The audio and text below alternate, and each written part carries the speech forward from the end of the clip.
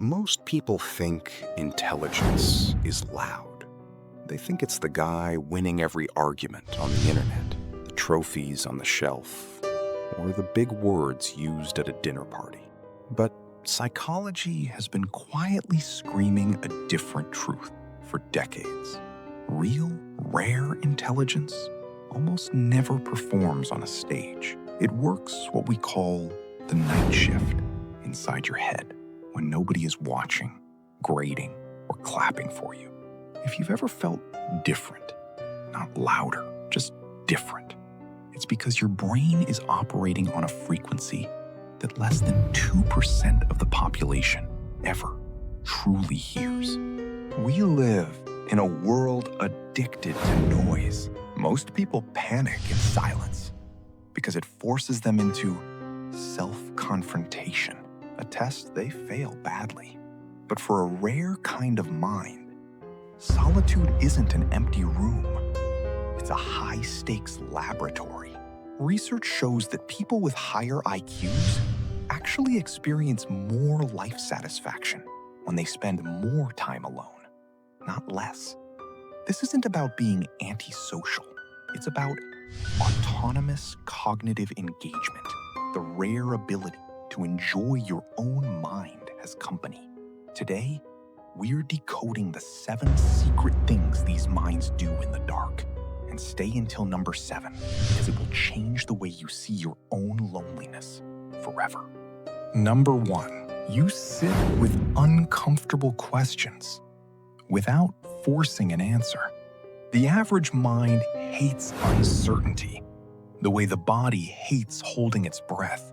When faced with a mystery, most people panic, grab the first half-decent explanation they find, and slam the case shut just to feel safe again. But you let the question breathe. Psychologists call this epistemic patience. Brain scans show it lights up regions most adults never fully activate. While everyone else is sprinting toward closure, you are building intellectual gravity, a mind that can hold contradiction without breaking. You understand that the first reaction is almost never the truth. Most people use their private time to be their own biggest fan. They replay arguments they won, or polish the trophy of being right. But if your intelligence is rare, you do the opposite. You mentally argue against your own beliefs for fun. But here's the strange part. This isn't self-doubt. It's active self-opposition. It's the exact mental engine Einstein and Darwin used to change the world. You stress test your opinions like a scientist, looking for the lost part of the truth. While the world defends identities they barely chose, you are upgrading your mind every time you're alone. Anyone can feel angry. Anyone can feel anxious. But almost nobody stops and asks, wait, why this reaction? Why this intensity? Why now? When you are alone, you trace your emotions backward through your day, your week, or even your childhood, like a detective following a trail. This is metacognition, thinking about your own thinking. You treat your emotions as data, not as storms. You refuse to let the unconscious drive the car without being seen. This habit separates reactive brains from genuinely intelligent ones more than any IQ test ever could. You're not just feeling, you're decoding the shadow of your own psyche. Highly intelligent people don't revisit old memories for nostalgia. They revisit them for upgrades. You might be washing dishes or driving home when a memory from a decade ago suddenly shifts in meaning. What nobody realizes is that your mind is acting as a writer, editing a novel in the background. This is cognitive flexibility. You return to the scene of an old wound or embarrassment to decode the pattern. You aren't reliving the pain. You're retrieving a missing piece of yourself. You trade the cheap comfort of closure for the expensive prize of comprehension. But wait, it gets deeper. There's a weird habit that people with rare intelligence do that usually looks like madness to the outside world. You have full, intense conversations with people who aren't there. Psychologists call this inner plurality. You aren't just talking to yourself. You're convening an internal council. One part of you is the child. One is the rationalist. One is the witness. You speak to people from your past or versions of your future self to rehearse for the truth. You do this alone because other people interrupt the process too early. They want the polished version, but you need the raw truth that only emerges in the dark. Most curiosity is transactional.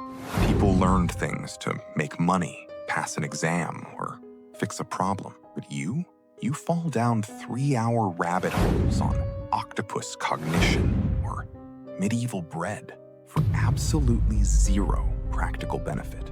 Psychologists call this intrinsic intellectual drive.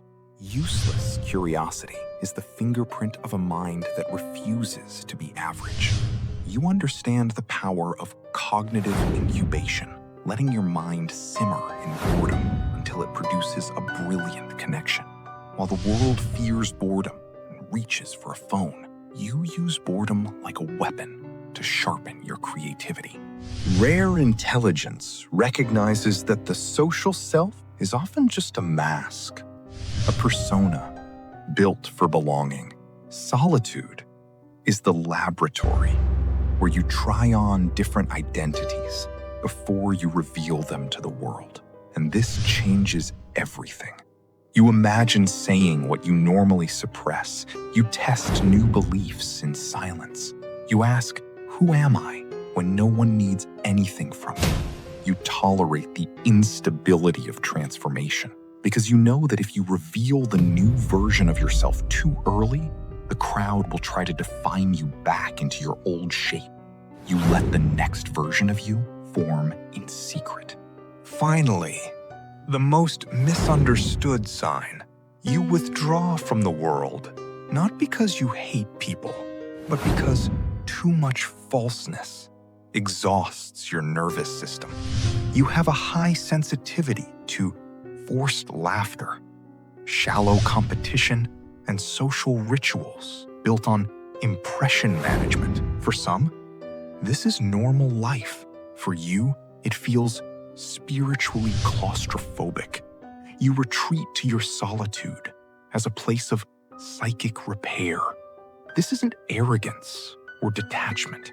It's a devotion to truth. You stop confusing stimulation with thinking. You've realized that peace isn't always found in connection. Sometimes it's found in the absence of distortion. Here is the part nobody tells you. These habits don't just make you smarter, they make you legible to yourself. Once you understand your own depths, you become dangerous in the best possible way. You become harder to manipulate.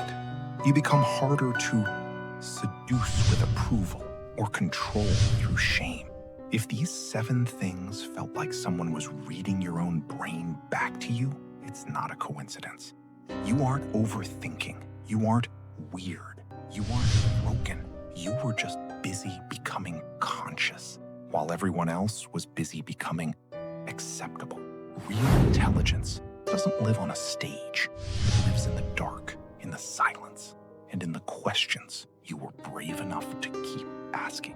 Does your mind feel like a home or a prison? And which of these 7 things do you do most when nobody is watching? Tell us your story in the comments. We read every single one.